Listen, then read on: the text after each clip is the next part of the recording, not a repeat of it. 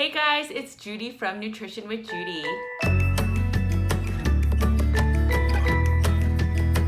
Alright guys, so I am very excited to be sharing this episode with you guys. For those of you that don't know Sally Norton, she is all things oxalates. Oxalates is a type of anti-nutrient, and we will go into way more discussion about it in our talk. So I know that carnivore is gut healing. It has so many healing powers. It's an amazing way of eating. But as you will see in this video, you sort of get an eye-opening view of what oxalates can also do in your diet. And so maybe carnivore is even more beneficial because you're actually removing oxalates from your diet. Take a watch and definitely follow Sally Norton and her work. She is an amazing individual.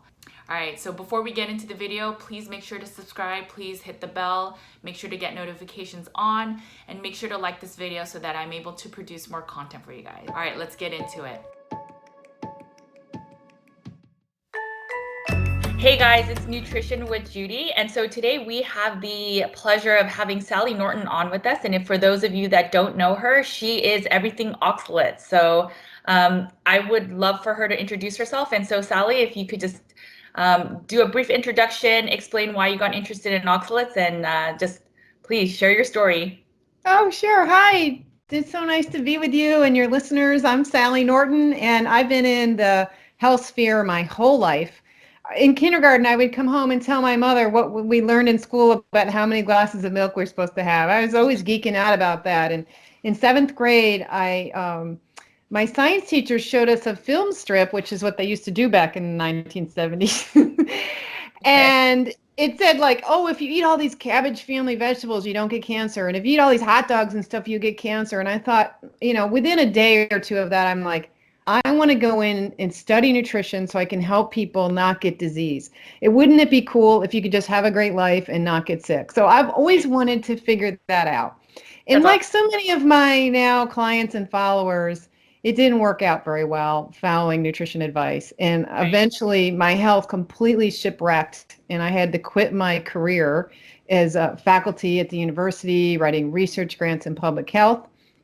And I had to climb back out of this complete shipwreck and figure it out myself, what was wrong with me. And it turned out that I had poisoned myself by eating healthy foods that I grew in my organic garden.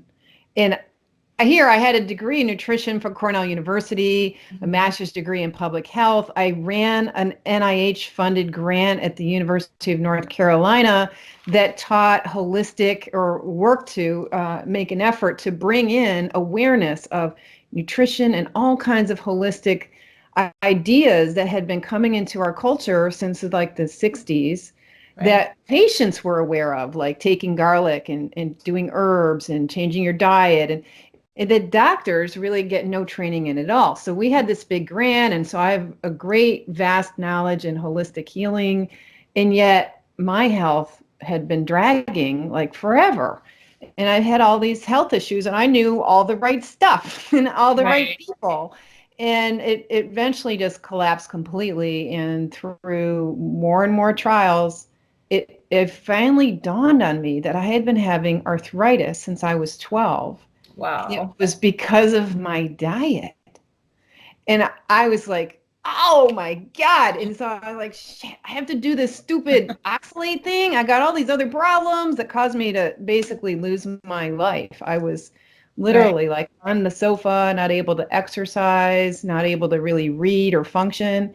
And I'm like, I got all these other problems. I got to fix my sleep problem. I got to fix this. My stomach isn't right. I'm constipated. And I got to do this thing for my arthritis. So I started doing a low oxalate diet in a serious way for the second time, because the first time I tried it in 2009, I didn't have enough understanding of how this works. So I didn't even see in my own body how much I needed it.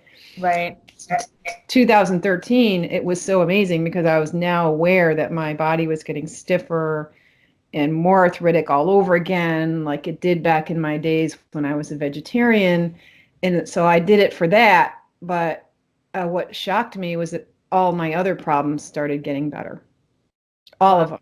It's this long list of things that were responding this time to this change in my diet. And now I knew what I was doing because I had been learning about oxalated foods for several years at that point. And Sure. It just blew my mind off my, like literally tear out my brain cells and put them in a blender, please, because I was like, what the heck is going on here? Because, hey, I have a degree in nutrition. I'm supposed to know stuff. Right, right.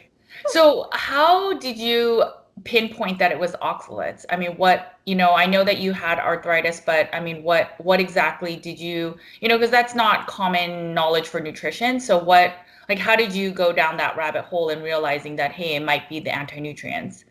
Right, right. And the anti-nutrients when I was in college were just like, well, if you have tea with dinner, the tannins will mess up your Sure. this. Don't eat your tea with dinner. And it's like really simplistic stuff I learned in college.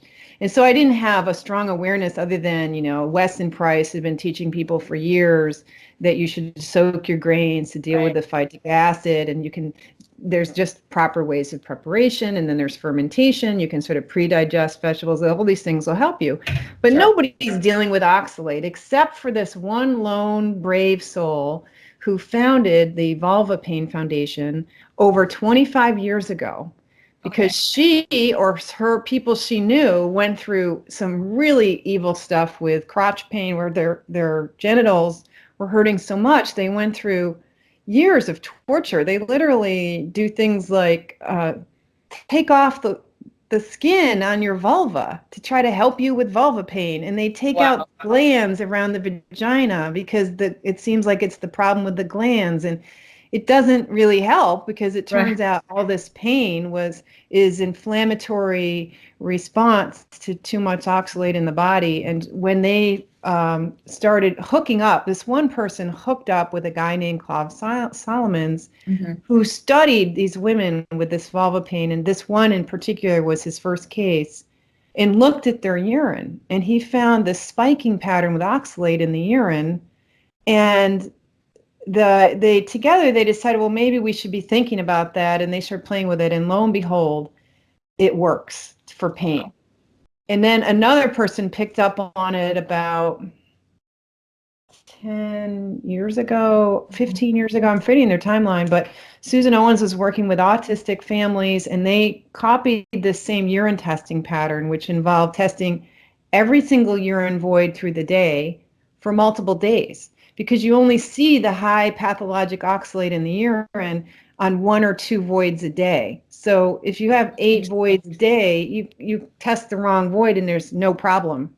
But this pattern was very clear in these women with the vulva pain. So anyway, I myself had a vicious attack of this vulva pain in 2009, and it was so bad that the distress was real obvious with my husband, and he got on the internet. I mean, I literally in the house, I'm here in this house, I'm like, oh my God, I don't need these genitals anymore. Please cut them off. It's like, it was, so I could see why you would submit to these evil surgeries, because it's pretty terrible pain.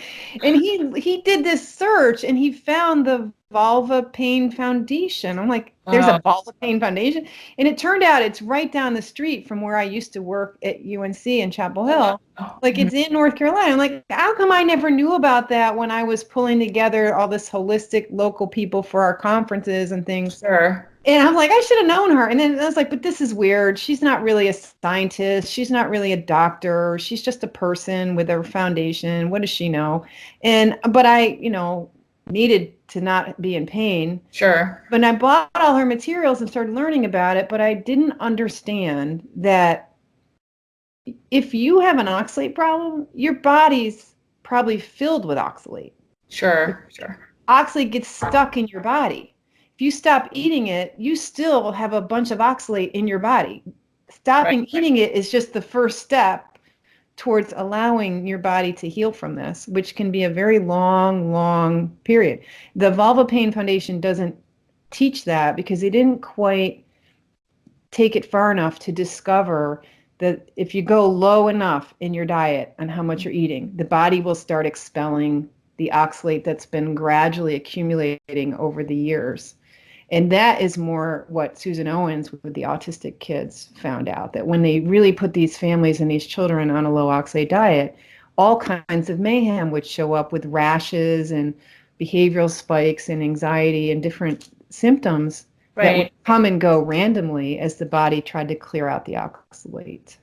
That's interesting. So, I mean, just from what you just told me, some of the symptoms for oxalates seems to be like arthritis, even some of the signs from the autistic kids. But and I think I've read, I mean, so hopefully the followers can hear, but um, is there a specific list here are the signs of oxalate dumping, or if there's a lot of oxalates in your body? And it sounds like the way to test for oxalates, the best way is through urine. Are there other testing as well? Yeah, no, the urine testing is not very good. Oh, And okay. that's Okay. because if you take that day where there's those pathologic spikes, maybe two, and you Yes. pool it into a 24-hour urine collection, Mhm. it looks maybe a little high normal, but it doesn't look like disease. It doesn't look Sure. Oh, terrible. gotcha. Okay. And the amount that you excrete from one day to the next changes a lot. The body's doing different things over Sure. time. In fact, one guy did this 24-hour collection every day for 30 days. And when they graphed out how much oxalate was in his urine over the 30 days, it came out as the perfect bell curve. Okay, that's interesting. Fascinating, because Yeah. maybe there's even a lunar cycle affecting when the body releases oxalate and how it's managing oxalate. Oh, There that's could be an interesting. annual cycle. There's probably a daily cycle, because what Clive Solomon's found in his testing was that every woman's peak of oxalate was at the same time of day, her Oh, time that's of day. interesting. So if Wow. you and I did this test, your time might be 11 a.m. and Mhm. 1 p.m., and mine might be 2 p.m. and 6 p.m. But Sure. mine would always be at 2 and 6, and yours would always be at 11 and 1.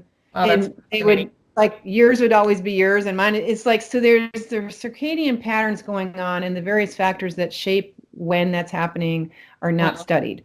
This whole idea of oxalate collecting in the body to begin with has not been studied well, Right. because big mistake in science has been to let, in the last 60 years, the only people who really pay much attention routinely to oxalate in the research world are people studying kidney stones and kidney failure and kidney disease, Right. because oxalate has to leave the body through the kidneys, and the kidneys take a big hit. And so we see that in rising rates of kidney stones Right. and interstitial cystitis, bladder stones, urinary urgency, nighttime frequency, cloudy urine, all these kind of urinary tract stuff. That's stress on the kidneys. And of course, we're doing a lot more to harm the kidneys these days, because just simple over-the-counter cold medication, allergy medication, all these medications stress the kidneys and wear them out. And then we're eating high oxalate foods, and we're doing lots of things like eating all the time that reduce our kidney function. So when you test the urine, to get back to the fact that urine tests don't work, Sure. you test the urine of a kidney or a set of kidneys. Hopefully you still got two. Not everybody does. Right. Right. Test that urine of kidneys that are tired and don't work well. There's not a lot of oxalate there, because the kidneys lose their power to filter out the oxalate as well as they should. And if your kidneys are filling up with oxalate, then the oxalate itself in the kidney almost acts like a magnet, where it just keeps collecting more and more, Oh, that's and it interesting. can't pass out. So low oxalate in the urine is a sign of renal failure. It's not a sign that there's not an oxalate problem. In fact, if you can't pee out cloudy, crystally, oxalated urine, that's a problem, because most people are eating so much oxalate. You should be seeing cloudy urine now and then, because Right. that's the crystals, right? So if you're not seeing that, you're probably really loading up with oxalate, because your kidneys aren't able to dump it. So the ironic part is, your urine testing only tells you how well your kidneys are working. It tells Sure. you nothing about how much oxalate is backing up in your joints and your bones and your teeth and your sinuses and your thyroid gland. Wow. So what would you recommend then for people, if they have some of this common symptoms that other people seem to have with high oxalates in their bodies? What would you recommend for them to get tested? Because I know that a lot of the oxalate dumping is similar to other like metabolic diseases and such. So what would you recommend? In terms of testing, well, really probably doing your own education, so you Sure. know when you're eating. The reason I could finally see it in myself is Hmm. because I finally recognized when I was eating oxalates and when I wasn't. So I Sure. had known this arthritis came back on because I was doing an experiment with kiwi and I started doing juicing with celery in it. So I was doing celery juice with two other things that are low in oxalate, which Sure. was romaine lettuce and cucumber. That they were low, but I knew when I added the celery and I added the kiwi that I was adding back oxalates to my diet. I thought, well, I don't have this vulva pain problem, so I can do this. And then as Hmm. I was doing that over the months, I was getting stiffer. So I knew because I knew what I was doing. The reason why Gotcha. no one can see this is because no one knows what their exposure to oxalate is from day to day because you're never thinking about it. So that's not a filter you have when you Sure. make your spinach smoothie. You don't say, well, I'm going to douse myself with oxalate with this smoothie and see how I am. Or I'm going to make some nice keto bread with almond flour and really knock myself out with oxalate toxicity and see how that feels. Nobody's thinking like that. So Sure. the best way to start is not blood tests. And although blood tests are probably better in Hmm. some ways than urine testing, believe it or not, it's none of that's going to really tell you much, especially in the hands of a clinician who knows zero about this. Sure. But It if sounds you like know when you're eating oxalate and then you quit for a while and then you try it again and quit for a while and try, you do that enough times and you will find out. I gotcha. guarantee. So it sounds like it's a little bit of an elimination diet where you remove it, but I wonder if, because I know there's several carnivores in the community that they won't eat oxalates for a while. And so at first they feel great on carnivore and then they'll feel some of the symptoms come back. And I think that's some of the oxalate dumping you're talking about. So it's interesting to figure out when it's oxalate dumping or when it's, you're just eating that food and that's why you're feeling it. So it's trying to figure out, I guess, maybe it's a certain amount of time period that needs to pass. And obviously it's very bio individual, but it's interesting because you can actually not eat the foods and then your body will dump out the oxalates and then you may feel some of that pain again. Yes. From your experience, so then, Yes.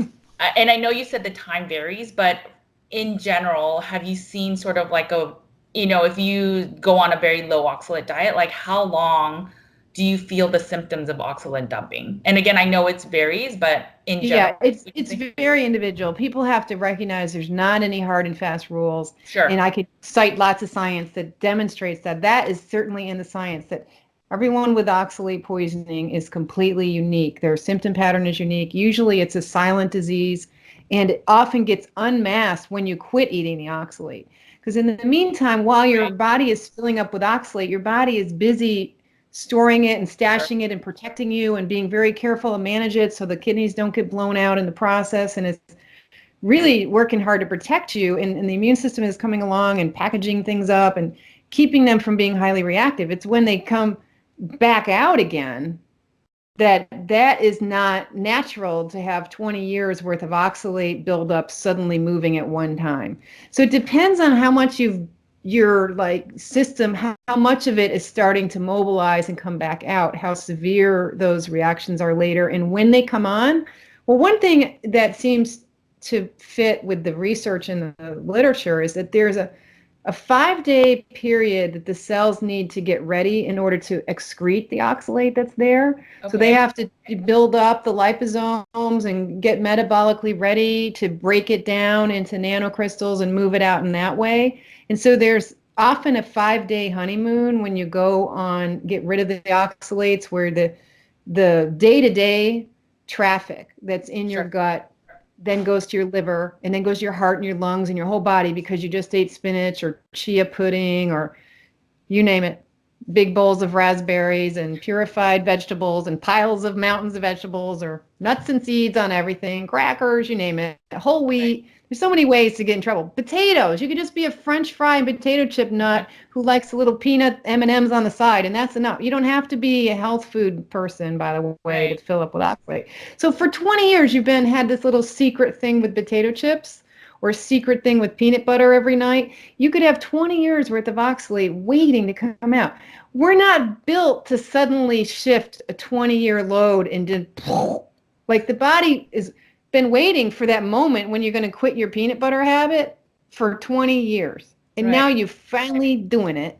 And in the old days, before you could eat peanut butter every day, you would just on the weekends during your fast or your hunting or you're traveling to Wisconsin on foot, you just hardly ate anything. You caught a few bunnies and squirrels and roasted them, and you weren't eating oxalate all the time. So you were just naturally unloading them. You'd eat a few raspberries and then you'd not, and you'd unload them. So, but now the way we eat with grocery stores and snacks everywhere and eating a food every 5 minutes, Yeah, it's the you perfect never storm. so now the body's just doing its thing. It's okay. We got a break. Finally, it's going to get rid of it. But now it's getting rid of it from 20 years of buildup or Right. whatever. So it's much more severe. You can feel much worse after you go low oxalate than you did when you were making yourself sick. Right. So some people get into big trouble because it's moving out. It can cause localized cell distress, which causes a loss of minerals and localized acidosis. And in tissues that have a microbiome, the acidosis will harm the bacteria that live there. A lot of bacteria are acid sensitive. That's how the stomach protects you from having bacteria, is with acid. So if you release a lot of acid in the tissue, yeasts and things like candida are going to take over because the bacteria start to struggle there. So you're going to see things like flushes, Oh, yeast wow. flushes, candida rashes, just because the oxalate's coming out. You're going to see illness that acidosis causes. You just don't feel good. You're going to see neurological symptoms like your mood goes really flat and you're just not the least bit excited about anything, and or you get frank depression, or you get these little panic attacks that are quite severe. Some people will get panic attacks and then clearly something's happening that's truly an oxalate dump. And sometimes the way you can distinguish this from maybe being sick Sure. is, you know, the timing. You know that you've completely shifted your diet and things are going on. You have to acknowledge that that's a real thing. That's a very real thing chemically. If you were eating a lot of one toxic chemical and then you stopped eating it, that's a huge shift right there. So that timing. And then remember I was talking about cloudy urine. If you're peeing out a lot of oxalate, there's a lot of crystals that tends to make the urine look cloudy. Most people are not in the habit of looking at their urine, but you need to start doing that. If it's nice and clear, then your body's not passing a lot of oxalate, but there's always oxalate in every single pee you ever did in your life. There's Oh, always oxalate coming out of your body, always. When it gets cloudy, that's called crystalluria. That's a disease of too much oxalate in the urine. But most people now are going to see a lot of that if their kidneys are working. So when sure. you feel bad and then you see cloudy urine, oh, okay, I felt bad. And then there's all this oxalate in my urine. I guess that could be connected. And you'll start to notice Right. that connection. I talked to someone this week, I think he's in Spain, and he was saying he would get the cloudy urine first, and he'd see 2 days of really thick cloudy urine, and then he would collapse and feel Oh, wow. horrible for several days. And of course, I work with people who are in these really quite ill state Sure. because the oxalate is now coming out, and they're needing a way to manage it and how to address all these side effects and the damage that's being caused as you're healing. It's sort of like the pain of healing. There's a Sure. So long tail. I mean, I've seen some, I think may have been some of your posts, but do you then recommend some of these people to go on like a transitional oxalate, so not to go completely, Yeah, void of, okay, oxalates, and to go slower? right. In fact, because think about it, it's like hitting a wall. If you were eating peanut butter every night and almond bread in the morning and then raspberries in your smoothie every day, and a high oxalate diet, and then you suddenly stop that, you've Right. been like, that is too quick a change. You're going to change your microbiome. It's like causes it's trauma. And Sure. it seems to me that any trauma to the body is going to cause some oxalate dumping of some. Okay. So That makes sense. sometimes oxalate problems show up after birth, surgery, an accident, a death, a lot of stress. So because I really think that the body's ability to hold on to all this oxalate is sort of delicate. It's being Okay. held in place by a system that involves electromagnetic charges and cell communication, and you need a certain degree of health to hold all that Sure. back. And that delicate system can get disrupted by something as easy as giving birth to a kid. Oh, And all of a sudden, then you're sick because the system just loses its ability to keep doing this difficult work of hanging on to the oxalate, and it starts getting loose. And once it's loose, you've got a real live poison roaming around your body, and it needs to get out of there. So you need good kidneys. You need to support your kidneys. If the kidneys are struggling and you got acidosis going on, the colon is going to jump in and try to help. And you need to help colon work on that too. And so it's and a very lot of stressful. Right. And a lot of us with our modern diet, we have like gut issues because of all the other anti-nutrients and all the processed foods we're eating. So we probably don't have as good of a colon functioning too. So yeah, it's like you're saying, it's the perfect storm for all of this oxalate stuff. So in your mind, do you have this magical number of what is sort of like a healthy amount of oxalates per day that a person can consume?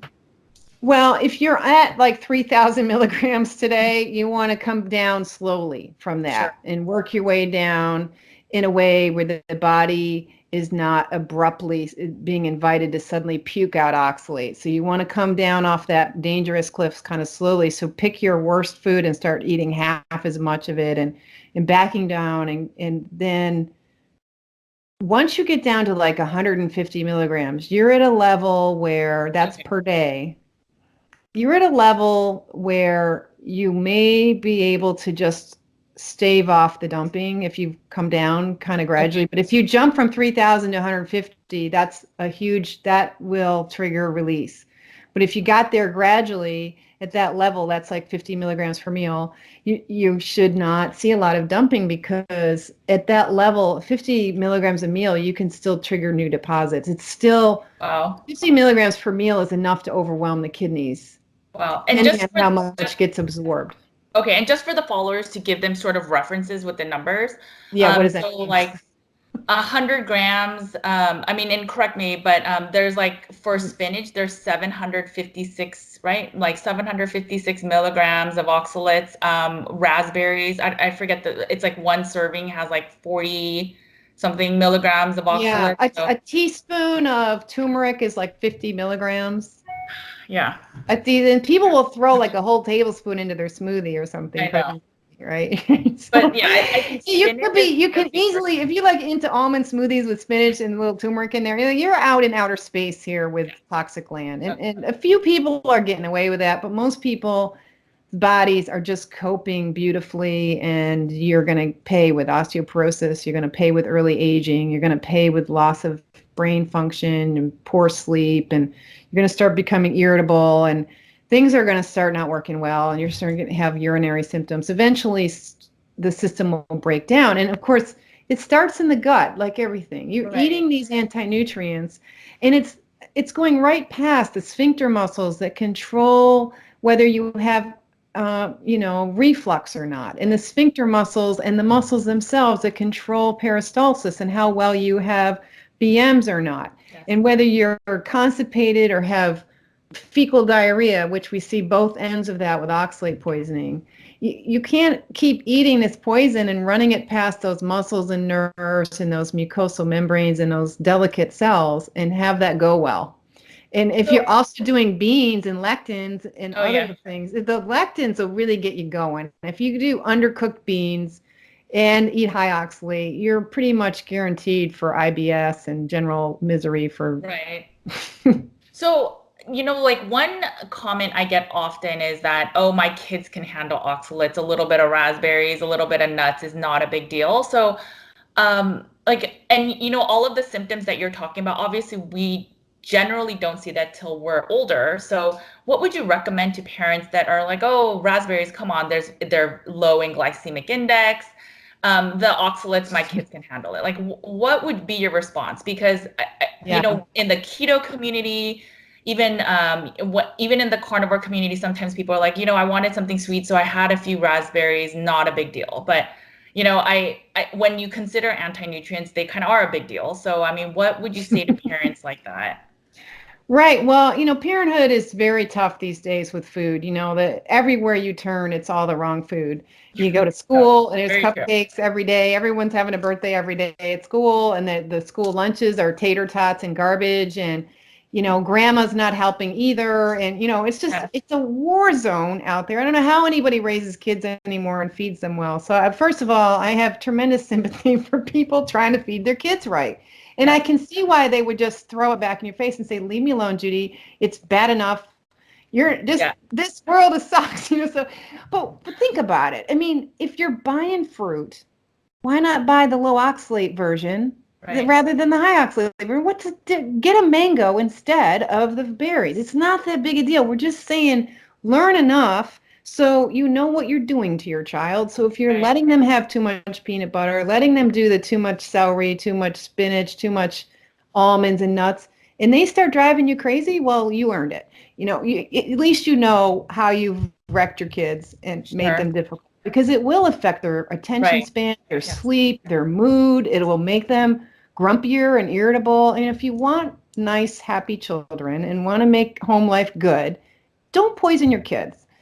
And it's not a little sugar. I'd much rather see you sweeten something with real sugar that has no anti-nutrients. Because think about pure sugars have no anti-nutrients. It's just fuel. And glucose in the right amounts won't kill you. Yes. You can have 100 grams, 200 grams of glucose a day. It doesn't kill you. It's what's killing people with sugar is that they're getting 200 grams every mouthful.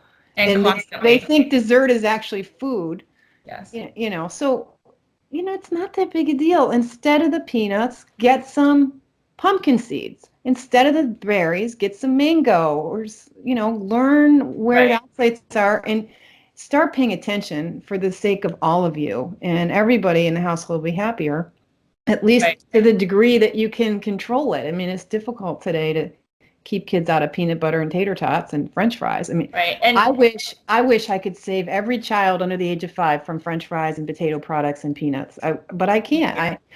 It's painful to watch what's happening to these kids. I see young parents with 1-year-olds ordering spinach smoothies at the juice bar and giving their kids spinach smoothies, thinking this is the next Einstein they're creating by this food. And it's just ignorant. Yeah, no, I definitely agree. I mean, my last YouTube video, my solo one, I talk about how peanut butter is so bad because not only does it have all the anti-nutrients, they have added sugar, and then it's cooked in it has all the mold, yes. And then, and also a lot of the peanut butters, they use a lot of the seed oils, so there's all the inflammation there too. But yeah, it's difficult. If you're not in the nutrition space, it is hard to see what's fact and fiction. But I think if you dig a little deeper, because nutrition is so important for kids.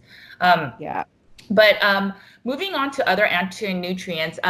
So why oxalates and not like lectins and phytates and all the other, many anti-nutrients? The oxalates have a way to accumulate and cause much more profound damage in your body. Oxalates literally trash your mitochondria, the stuff that runs your life. The enzymes that give you energy to live on are getting destroyed by oxalate. You really are getting at the core of health, disease, and aging when you're using oxalate. And obviously, lectins are quite evil, but lectins are in limited numbers of food. If you cook really high heat, like you should, if you soak to get rid of lectins, you soak beans 3 days and then you cook the heck out of them. In India, they joke about how they cook all their stuff to death, right? Because they cook. That's how they're getting away with a high lentil-based diet, because lentils are the worst when it comes to lectin. But in India, they cook the heck out of them. So they don't see the lectin diseases, I don't think so much in India. What they see is the oxalate diseases. India has the highest oxalate diet in the planet. They use so much turmeric and spices, so many plants. They get a lot of green vegetable, weird ones that we don't get here in the U.S. that are unusual to us, but their summer rural greens are very high oxalate greens, and they are in big trouble with kidney problems and oxalate-related diseases. It's the routineness of it that really gets you in trouble with oxalates. And oxalates, you can't cook them away. You cannot soak them away. You can't ferment them away. You can boil a little bit of it out. You can leach it out of broccoli and certain greens like that and lower it. I saw the numbers of it's interesting, but I saw the numbers of raw spinach versus cooked spinach, and cooked spinach actually, and I think it's the density of it, but Yes, cooked it's the spinach has density, yeah. way more oxalates than raw spinach does. Right. And then I think there was another vegetable that was similar to, maybe it was Brussels sprout, I can't remember, but so, and that's because you're saying the density, right? Not it's so the boiling, Right. none of that helps with, okay. Because you have to use like this much spinach to make this much cooked Yeah, spinach. that's true. So this much spinach in a salad is too much. But when you Right, cook it, it's like 3 bites. So it's right. really just cooking concentrates it because it's a lot of fluff in raw greens. Like spinach is really fluffy.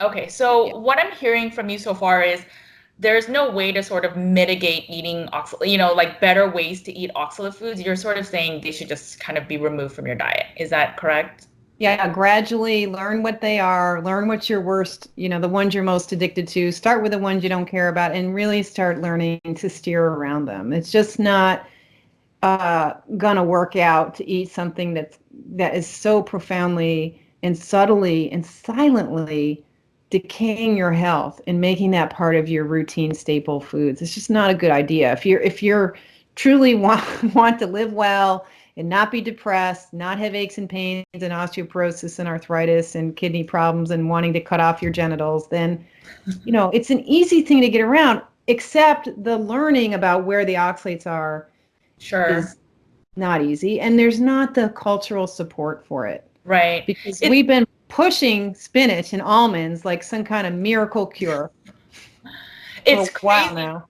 It's I mean, as we're talking about this, what I'm realizing is so I was pescatarian, which I basically just was vegetarian and then I had occasional fish, but I lived off of these big spinach salads every day for lunch and dinner, and then I would have nuts like almonds to fulfill that fat need. And now I'm realizing, and then Right. I suffered from major postpartum depression, but I think I always had mild depression during that whole 12 years. And I thought it was carnivore that was healing it, which I do think the diet of meat helps. But I wonder if some of that was the fact that I'm not eating the oxalates. It's very interesting. It's pretty Yeah, fascinating. carnivore is getting credit for the removal of oxalate. Yeah, that's Yeah. interesting. Okay. Yeah, Wow. yeah, it's a really serious neurotoxin and a huge amount of depression, fibromyalgia, all kinds of Right. stuff is oxalate. I mean, it's weird that no one is talking about it because it's in the science. It's been in the science a long time. Yeah. Not so much with the depression. I haven't found a lot in like the psychology, Sure. basic science on, the neurotoxicity. Okay. That is not well developed, but it's very clear among my people, all Sure. of us with this problem. And it could also be that once you go carnivore and you're not eating a lot of the anti-nutrients, you're not, it's not binding to a lot of the minerals and, all of those other Yes. chemicals that have to go on. So Yeah. then you can actually absorb the vitamin Bs to then create the serotonin and then have the happy, all the neurotransmitters from Right. carnivore foods, which are nutrient dense. And then that's probably how it's also helping with depression. So it Carnivore seems is like, delivering B vitamins in a form you can actually use. yes, It's delivering minerals in a form you can actually absorb and use. Your body recognizes those as minerals and nutrients that you can use. And see, oxalate destroys not only minerals, but also the B vitamins. right. And like pork is really helpful for people who will eat it because it's high in B1. And there's a big issue with B1, B6, and biotin. Those are all in trouble with people who have a long history of eating very plant-based diets. Oh, that's interesting. Uh, So one post I saw from you said you had mentioned that keto rash may actually be oxalate dumping. Can you kind of talk a little bit about that? Because I know a lot of people basically say when they first start keto, hey, I'm getting these rashes because all of a sudden I've gone way too low in sugar. And so my body's reacting to the lack of carbohydrates. So the way to heal it is sort of add back in. And it's interesting because one school of thought, they say add back in raspberries and berries, and maybe it was the oxalates that were helping, but they attribute it to the sugars. It's really interesting now that we're talking about this, but Yeah, it'd be nice to be able to straighten all this out because if people are crediting either keto or the meat without awareness of this big shift in the oxalates and how the body has to get rid of them. The person who recognized this oxalate dumping rash was Susan Owens working with these autistic kids. So the moms would start shifting these kids and they would break out in these phenomenal rashes and the right, autistic kids difficult enough. And then you get these panic attacks from kids that are panicking anyway, and you get these rashes and you get this skin peeling off, and it becomes really clear. In some people's bodies, it's real obvious because the skin peels off in a way where the crystals are coming with it. Or I've had people that get these blistery rashes that each little rash bump is a blister, and out from the middle of it comes white grit. Oh, yes, I've seen that. I've actually seen that on some clients. Okay. And I completely thought that was that keto rash, but okay. That's oxalate being pushed out. So the body's obviously at this, when that's happening, the kidneys can't handle it. The body's being very efficient about expulsion of oxalate and just pushing entire whole crystals out. People get these like bumpy arms that'll come and go. It looks like they're cold, and then it'll flake off in this white dust. Wow. And then it'll come back 6 months later, then it'll come back a year later, and there'll be these waves. I mostly got prickly sweat where I go to hot yoga, and like 1 out of 5 yoga classes in the year after I started this diet, I could feel this prickly stuff in my sweat glands coming out. Like you couldn't see it, you couldn't touch it, but inside like your skin, you could feel this prickling going on. And so everyone is really different. There's not one way. The body's going to do what it can. It's doing some really smart stuff in the background all along, your whole life. It's been doing its best. But once you give it a chance, it wants to puke this stuff out. And so, yeah, a lot of the stuff we're saying, oh, that's a keto rash. Well, maybe prove to me that that's a keto rash and not an oxalate rash. We need some science if you wanted to have an argument. Right. But if you knew that you're changing oxalate and you have, then there was the cloud of urine, and then there was the emotional meltdown or the big argument. I mean, these are signs of oxalate dumping where someone's suddenly angry or, just unsatisfiable or just freaking out or having panic attacks. That's not a keto rash. That's not a keto panic attack. That's a toxicity event as the body's pushing out the oxalate. And it's hard to tell because some people, when they go keto, they go up on oxalate because now they're doing almond milk all the time. Now they're doing almond bread. A lot of my clients are ex-keto. That makes sense. Go ahead. And keto is like the last straw. Okay, you were sad, then you were vegetarian, then you were vegan, then you were raw vegan, then you were paleo, then you were paleo IP, then you were GAPS, and then you were keto. Right. Exactly. Keto was like the last straw, and nothing is working because you're finally got all the way to carnivore because the diet you always needed all along was oxalate awareness. It's interesting. So from the autistic kids, what benefits did you guys see with their, lessening of oxalate diet foods? Yeah, that's really not my area because I haven't worked with those families, but that's the Triangle of Oxalate group, which Susan Owens founded and still runs. That whole nexus of that was autistic children. And those families found that not only the kids, but the entire family got better in so many ways on the low oxalate diet. And they feel that some kids completely reverse their autism, and other kids, it's like 30%, 50% better. I don't know how much that Susan has done long-term follow-ups and tried to coalesce that. She has a lot of data stuck on her computer. And she hasn't taken the time to pull it together as how do you take all these cases and turn that into a group kind of cohort and see how well that's working. I know that the mainstream, offstream, Susan's considered fringe, oxalate and autism is considered fringe by the fringe groups. Okay. You couldn't get more fringe than oxalate and autism because the nutritional based autism groups are not in favor of the idea that oxalate is part of the autistic problem. And so, unfortunately, they haven't embraced it, so there hasn't been enough energy there. But you can bet that it might be one reason why chocolate bars make kids really annoying. Although they blame the sugar and the caffeine in it, but I could see that. It's all three. You got the nerve irritant and the oxalate.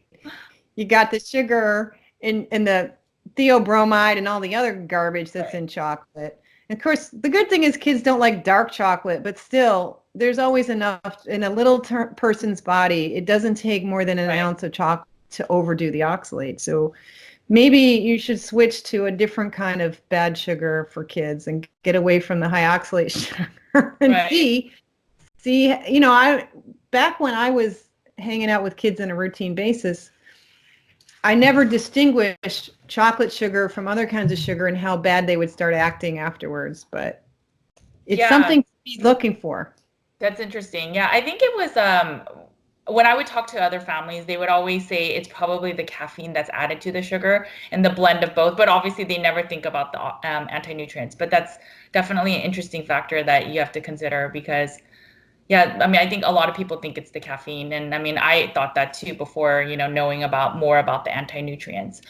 There are also families that say, there's also that thought of, well, a little bit of exposure to toxicity is good as you build like the kid's immune system and, the whole idea of hormesis and having a little bit of bad will make the body stronger. So what is your take on that in terms of kids growing and the exposure to oxalates?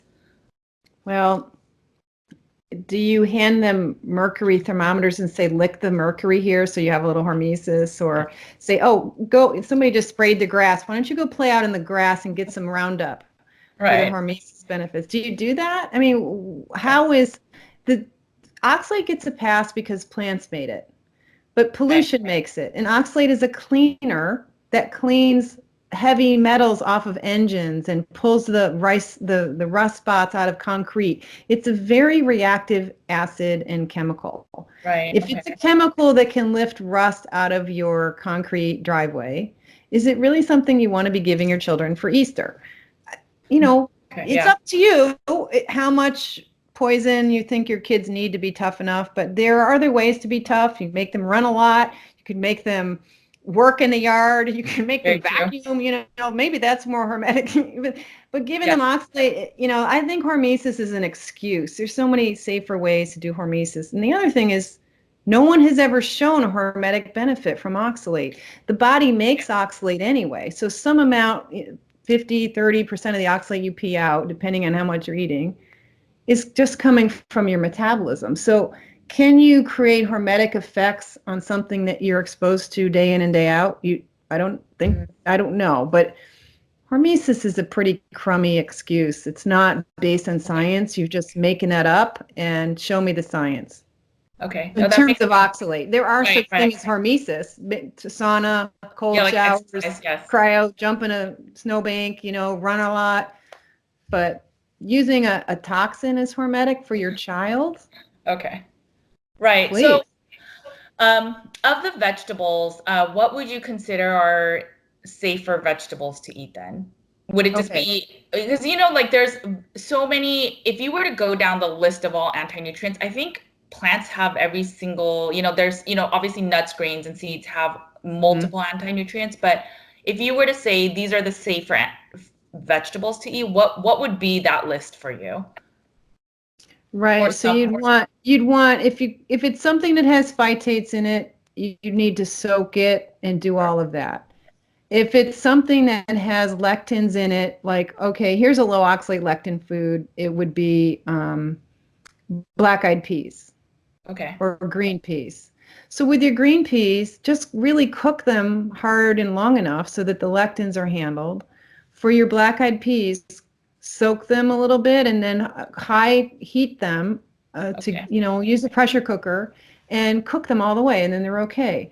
In the leafy green department, there's only 3 leafy greens that are bad in oxalate. Just really 3. Well, 3 or 4 or 5. But the top 3 are spinach, Swiss chard.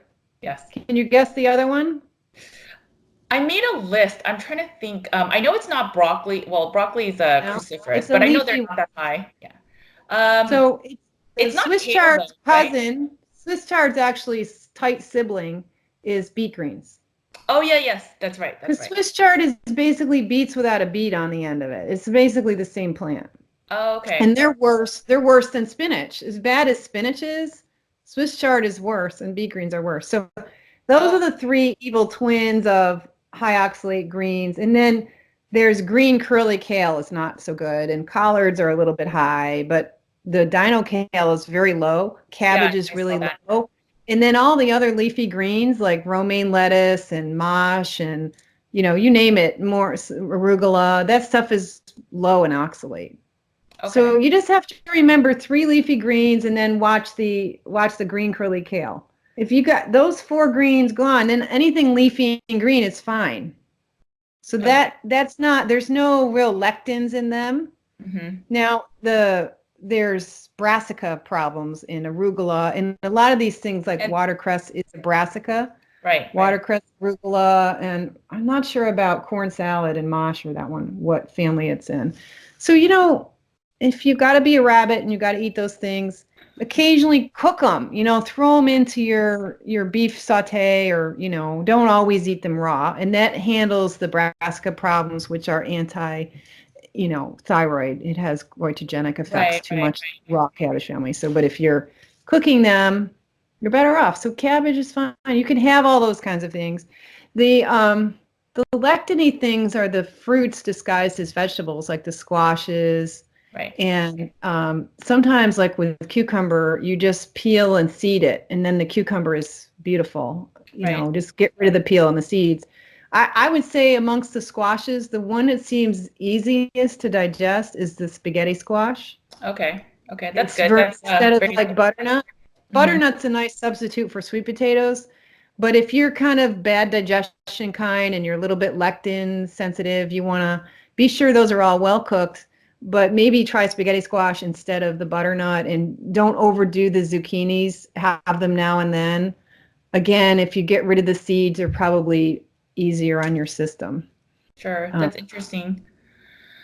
Yeah, that's interesting because just the list that you're talking about, it completely goes against what, the standard American diet recommends, right? Because you're saying cabbage is better, but, we start hearing, well, lettuce and cabbage is just water with vegetables. There's no real nutrients. And so it's like, eat the eat the spinach for the iron, which I know is not bioavailable, but that's another topic. But and then well, even the it's beet not greens. bioavailable because it's oxalate, Okay. right? It's the thing that makes all the supposed minerals in spinach are useless because they're Right. not really nutrients. They're actually calcium and iron oxalates. They're not. That's interesting. Okay. You can measure them in the lab and say, oh, there's all this calcium and iron in the spinach, but in fact, it's not available. And we Right. knew that since the 1930s. They proved that when they were feeding rats, the rats they gave the spinach to could not reproduce and grow full-size bones.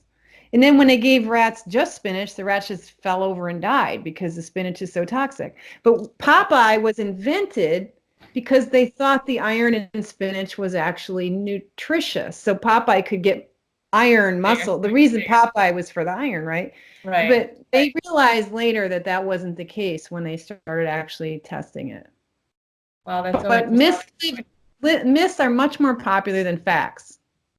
That's very true. And even beet greens, I mean, I think I learned this at nutrition school, but it has like a healing component. I forgot what it was. Maybe it's supposed to help with your blood sugar. But I mean, even I think that, it it's the has so many. oxide or the nitric oxide from beets or something. Is that it? Yeah, I think it's used as a healing power, and I think it's to regulate blood sugar dysregulation. I don't remember, so don't quote me, but it's just interesting. So I thought, oh, we need to add that back in to, yes, I'm pretty sure it was the blood sugar regulation. But if someone consumes that a lot, that has a lot of oxalates, and then it's a whole slew of other problems, right? So it's just interesting how in society we're being pushed to eat all these dark leafy greens, and I mean, one of the biggest ones is spinach, but it's so not good for you. And so yeah, my eyes were really open wide when I did the research on high oxalates, and the top of the list was always spinach.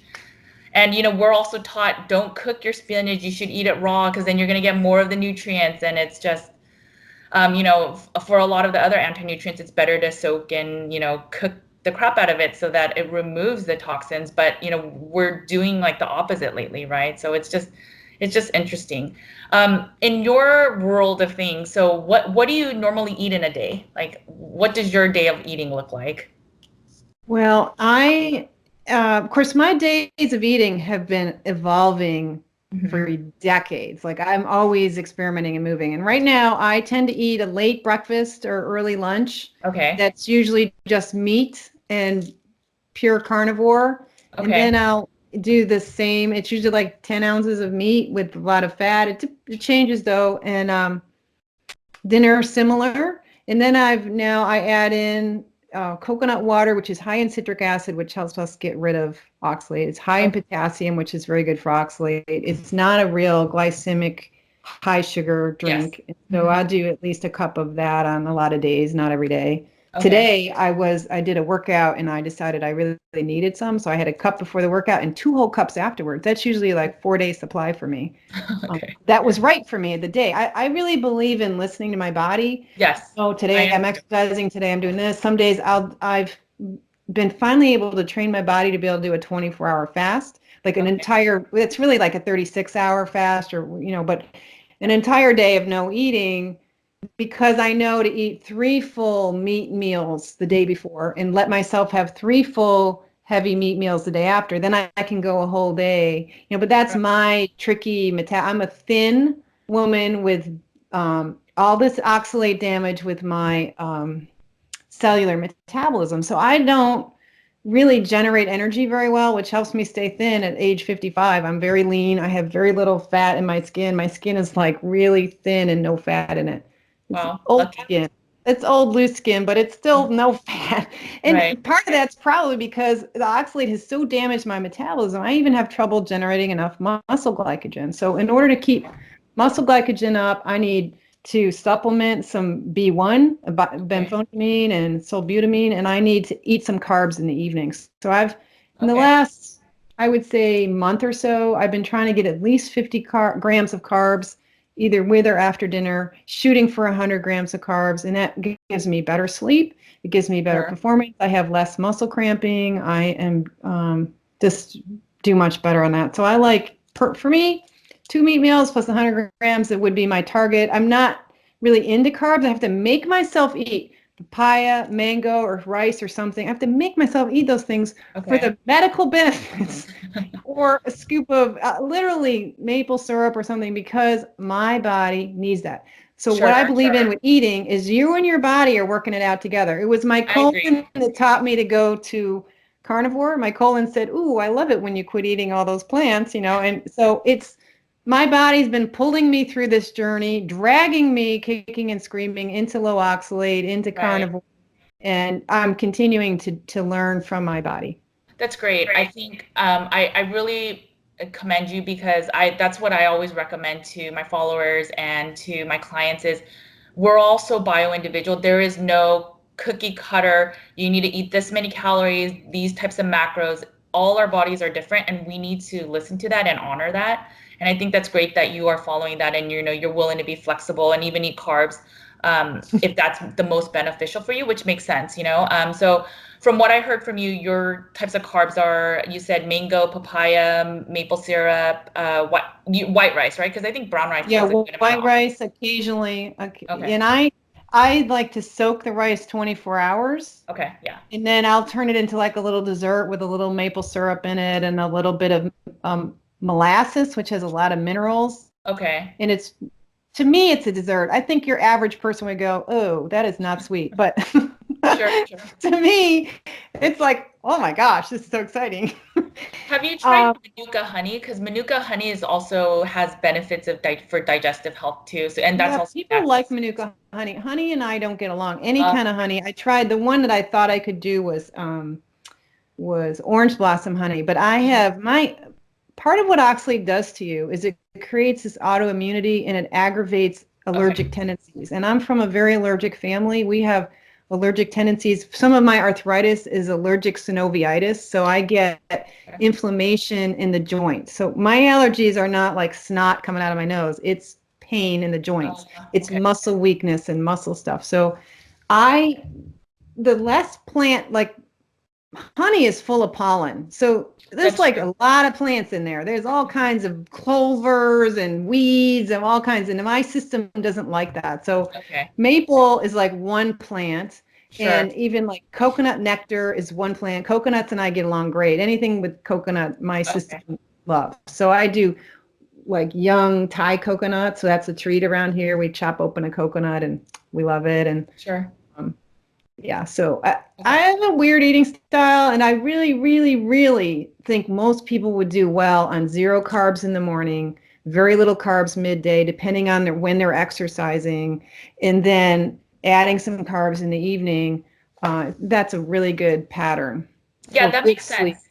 Yes, that makes sense. I've heard a lot of people, they do well with like a little mini carb up at night, but then they normally use sweet potato, which isn't the best, but Sweet um, potato and 1 ounce is all you need to help slow your dumping down. So if okay. you grate like a tiny bit of sweet potato and saute it and then throw it as a crispy garnish over your burger or something, that might be a good choice for slowing down the oxalate dumping. But But only an a ounce. whole big potato, 1 ounce is I not know. much. So one potato will last you all week, Wow. basically. So what would you I mean that's a good segue to talk about this one of the last questions, but what would be your tips to feed families? And there's all this like misinformation about nutrition, there's oxalates, there's sugars, there's seed oil. So what would be like some general tips? I know one you just mentioned is lower your oxalate count, get educated about what the counts are. Secondly is probably limit carbs until maybe the evening time to get more rest and not have that whole sugar roller coaster through the day. Do you have any other tips for families? Yeah, I think families should be planning on finding really good sources of protein. Hopefully you're feeding your family meat or at least eggs and cheese, and finding the best sources you can. Connect with a local farmer and buy a quarter cow and fill your freezer up with beautiful meat. Make sure it's convenient for you that you've got meat in the house. I buy a whole pig at a time and roast the whole head and everything. It's really nice to have good meat around. Then it's much more convenient to throw together burgers and do barbecues and teach the kids how to participate in shaping burger patties, or teach them how to prepare foods and get involved with maybe the barbecue or planning a party or something. Like, the best thing is like make kids competent around food. Let them know where foods come from and work from foods as basic and scratch as you can.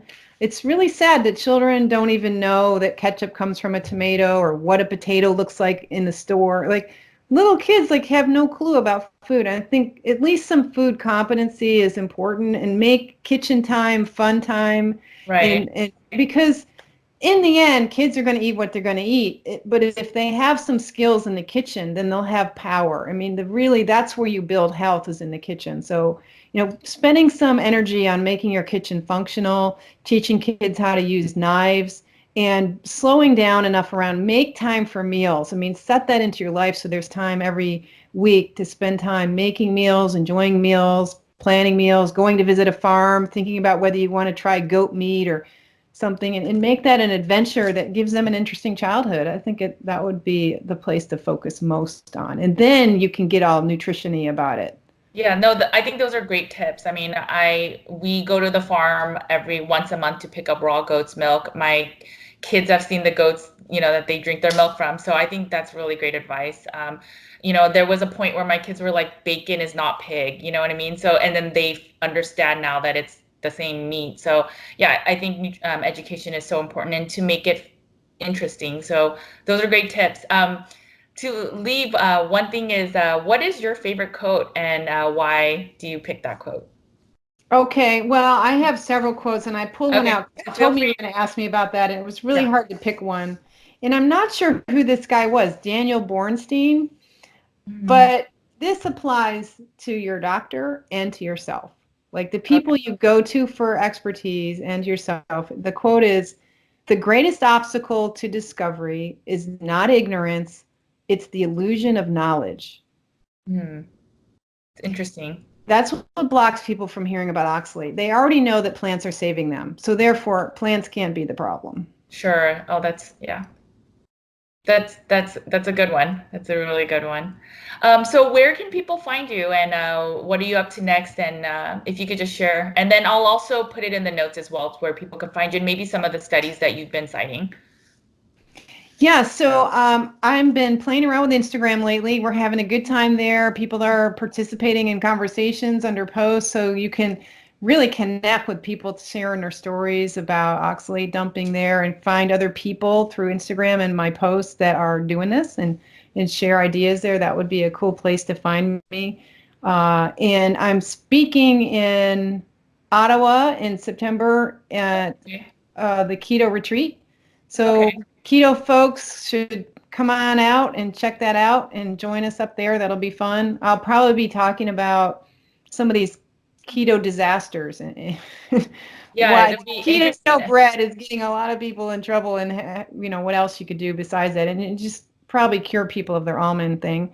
Right, This right. website has got a ton of information on it. Right. You can It spend does. a long time reading and reading and reading. And if you go into the support tab in the shop page, there's a bunch of free things in the shop page and a couple of little beginner's guide there. You can sign up for my list and you'll get 3 emails getting you started on thinking about changing to a low oxalate diet. Yeah, I've been working on my book. We're sending out a bunch of proposals next week to get a publisher excited about my book, so that entertains me. And if you really want to learn a little bit about the science, read the article I wrote, Lost Seasonality and Overconsumption of Plants. That is for free on my shop page, and let me know Yeah, what you think. I'll link to it. I mean, I read through some of your blog posts and they're wonderful. I mean, there's so much information. Your Instagram has like simple graphics that make it eye-opening about oxalates. So, you've done so much for the community. The keto community loves almonds. They love their almond flour and they love their berries. So, hopefully this helps some people to even get them into more healing. So, well, thank you so much for your Yeah. time. This has been very helpful. And yeah, I hope this helps people. So thank you very much, Sally. I'll talk to you soon. Oh, excellent. Thank you. It's been Okay. fun. Bye, Okay. everybody. Bye. All right, guys, I hope you guys enjoyed the video. I hope you guys enjoyed the Q&A. I hope it was as mind-blowing for you as it was for me. I hope that it will allow you to eat a cleaner oxalate-free diet. Make sure to check out the notes and look into more of the information. Make sure to follow Sally as she is a wealth of information. And I will talk to you guys next Saturday. All right, guys, have a good one. Eat a lot of meats, remove a lot of the oxalates, and I will talk to you guys soon. Bye, guys.